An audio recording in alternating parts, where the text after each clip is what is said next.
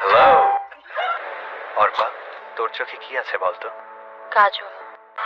Hello viewers, কেমন আছেন সবাই? আশা করি ভালো আছেন। আজকে আমরা 2025 সালে নতুন মুক্তিপ্রাপ্ত সারা জাগানো 10টি বাংলা নাটক নিয়ে আলোচনা করব। অনেক নাটক থেকে বাছাই করে সেরা সেরা নাটকগুলো নিয়ে আজকের আয়োজন। তাহলে চলেন শুরু করি। বলতো কোনটা বেশি কঠিন, মাফ করে দেওয়া, শাস্তি দেওয়া? 1 নম্বর গোমপরি, এক অবিশ্বাস্য ফ্যান্টাসি নাটক যা প্রেম, কল্পনা এবং বাস্তবতার এক অনন্য মিশ্রণ। জাহিদ প্রীতম এই নাটকটির মাধ্যমে ত্রিভুজ প্রেমের গল্প নিয়ে হাজির হয়েছেন।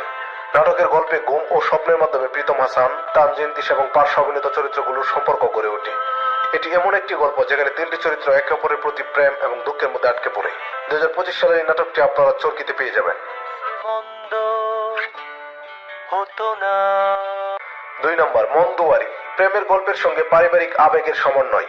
অমিত আমেরিকা থেকে দেশে ফিরে তার দাদিকে সঙ্গে নিয়ে যেতে চায়, কিন্তু পরিবারের সবাই এতে আপত্তি জানায়, বিশেষ করে নন্দিনী। সে বাড়িরই সদস্য এবং পুরোপুরি বিপক্ষে। এই বিরোধের মধ্য দিয়ে ধীরে ধীরে তাদের মধ্যে এক অনিশ্চিত টান তৈরি হয় যা প্রেমের রূপ নেয়। নাটকটি আপনারা ইউটিউবে সিএমবি চ্যানেলে পেয়ে যাবেন। 3 নম্বর নীল সুখ, এটি বিকি জাহেদ পরিচালিত 2025 সালের একটি রোমান্টিক নাটক। কাহিনী শুরু হয় বিষাদে পরিপূর্ণ এক ভোর দিয়ে। চারদিকে অন্ধকার, তবে আস্তে আস্তে আলো ফোটে আর মিষ্টি ভালোবাসা নিয়ে হাজির হয় অর্পা আর মারুফ। তাদের খুনসুটি, দুষ্টমি, ভালোবাসা, যত্ন, বিশ্বাস সবকিছুই ছিল উপভোগ্য। কিন্তু হঠাৎই বিনা নেমন্তন্নে হাজির হলো বিষাদ। মিষ্টি পরিণত হলো তিক্ততায়। তারপর কি হলো অর্পা আর মারুফের জানতে চোখ রাখুন নাটকে। আমি গভীর জলের মাছ। সেদিন ছিল শুক্রবার থ্রিলার সাসপেন্সে ভরপুর একটি মারাত্মক লেভেলের মাস্টারমাইন্ড গল্প। গল্পের প্রতিটি অংশ জুড়ে রয়েছে প্রত্যেকের মাথার মাইন্ড ভাবনা। প্রতিটি ভাবনায় যেন ভয়ঙ্কর গেমের মধ্যে ফেলে দেয়। এটি গল্প নাকি কোনো গেম, এই দুয়ের মধ্যে আটকে রইলাম। তৌসিফ মাহবুব এবং তটিনীর অভিনয় ছিল একদম পরিপূর্ণ। প্রতিটি মুহূর্তে টুইস্ট, সাসপেন্স, থ্রিলের সমন্বয়ে নির্মিত হয়েছে সেদিন ছিল শুক্রবার নাটকটি।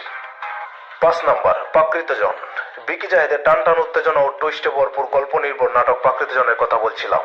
এই নাটকের গল্প যেমন স্ট্রং, তেমনি সবার অভিনয় ছিল টপ নচ ক্লাসের। বলতো কোনটা বেশি কঠিন, মাফ করে দেওয়া নাকি শাস্তি দেওয়া? ভালোবাসার প্রতি আস্থা, সম্মান ও ভরসা ফিরে পাওয়া এক পুরুষ যখন সে তার ভালোবাসার প্রাণপ্রিয় স্ত্রীকে সন্দেহের চোখে দেখতে শুরু করে, তখন তার ভেতরকার রাগ, জেদ, ক্ষোভ সব একই সারিতে এসে যুক্ত, আর তা হলো মৃত্যু। জাকির আলমের গল্প এখানেই শেষ নয়, তা জানতে দেখতে হবে প্রাকৃতজন। 6 নম্বর নেক্সট ডোর নেইবর, এবার ভালোবাসার মাসে ভিন্নধর্মী এক ভালোবাসার গল্প বলেছে মাহমুদা সুলতানা রিমা।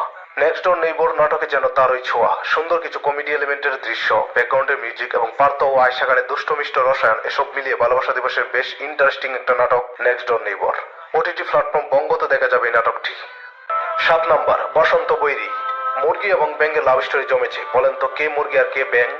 গল্পটিতে দেখা যায় শিমুল তার ফ্যামিলি নিয়ে যে বাসায় থাকে, সে বাসার উপরতলায় শিমু তার ফ্যামিলি নিয়ে উঠেছে।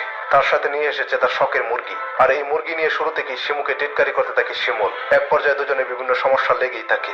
এরই মাঝে একদিন শিমুলকে ধাক্কা মেরে পুকুরে ফেলে দেয় শিমু। গল্পটি মন নেই ভিন্ন দিকে। এরপর কি হবে তা দেখলেই জানতে পারবেন।